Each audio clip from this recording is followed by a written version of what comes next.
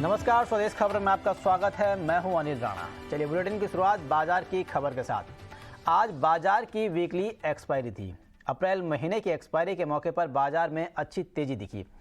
ये सीरीज पिछले 6 महीने की सबसे शानदार एक्सपायरी रही है। निफ्टी ने 5% और निफ्टी बैंक में 7% से ज़्यादा की तेजी रही। निफ्टी आज 17,900 के पार बंद हुआ। निफ्टी के 50 में से 44 स्टॉक्स हरे निशान में बंद हुए। इस तेजी की अगुवाई टाटा मोटर्स और डेविस ने की। इस एक्सपायरी पर निफ्टी बैंक के सभी स्टॉक्स ने बढ़त दिखाई है। निफ्टी आईटी को छोड़कर सभी सेक्टोरल इंडेक्स ने अच्छा प्रदर्शन किया है। दिन भर बाजार का क्या हाल रहा और कल के लिए बाजार में क्या ट्रिगर रहेंगे, पूरे एनालिसिस के साथ हमारे साथ जुड़ रही है हमारी सहयोगी Mansi Dave.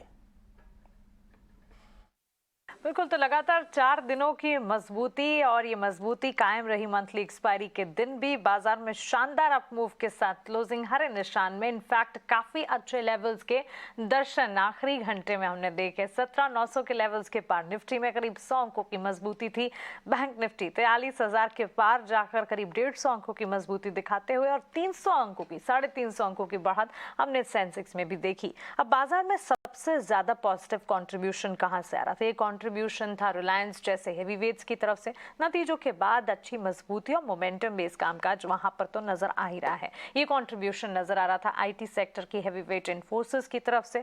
Kotak bank, HDFC bank जैसे स्टॉक्स भी थे जो कि अच्छी एक्शन के साथ अच्छी मजबूती दिखा रहे थे। और साथ ही इसी लिस्ट में बजाज फाइनेंस और इनफैक्ट बजाज ट्विंस को ही जोड़ लेना चाहिए। यहां पर भी सेंटिमेंट्स काफी बुलिश। ऑफकोर्स रिजल्ट का एक इंपैक्ट है जो कि वहां पर देखने को मिल रहा है। क्लियरली ये स्टॉक्स थे जो कि काफी मजबूती दिखाए थे। लगार्ड्स यानी कि पीछे कौन थे जो स्टॉक्स पीछे छूट गए उस लिस्ट में? आज कंजम्पशन थीम से जुड़ा हेवी वेट एचयूएल का स्टॉक शामिल रहा।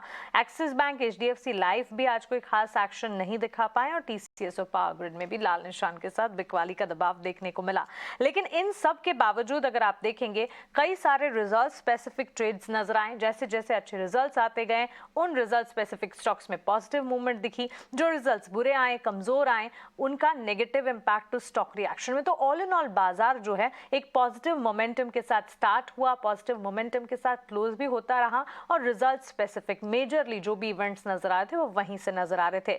थीम्स की अगर बात करें, कई सारी कंपनियों के नतीजे जो कि आईटी से ही जुड़े हैं उस पर भी नजर रही और रहेगी भी। एल&टी टेक्नोलॉजी सर्विसेज के चार्ट्स को देखें, नतीजे काफी अच्छे थे। उसके ठीक बाद स्टॉक ने काफी बढ़िया परफॉर्मेंस 8% की तेजी दिखाई, मजबूती के साथ क्लोज हुआ दमदार नतीजों के दम पर।